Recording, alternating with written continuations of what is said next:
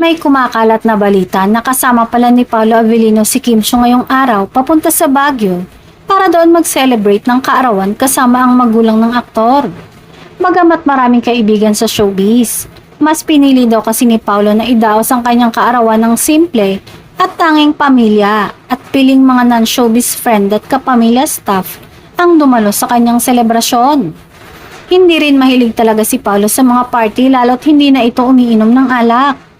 Kaya parang nagkatotoo daw ang dilulo ng mga fans na magkasama sina Kim at Paolo sa isang dinner date o di kaya ay out of town vacation. Layag na naman ang Kim Pao ship dahil sa nakakakilig na moment ni Kim at Paolo kamakailan. Muling pinatunayan ni Kim Chiu ang kanyang pagmamahal at pagpapahalaga sa rumored boyfriend niyang si Paolo. Kalat na sa social media ang mga litrato na kuha nila together na mismong si Kim ang mga kumuha, parang sorpresa ito ng kapamilya actress kay Paolo.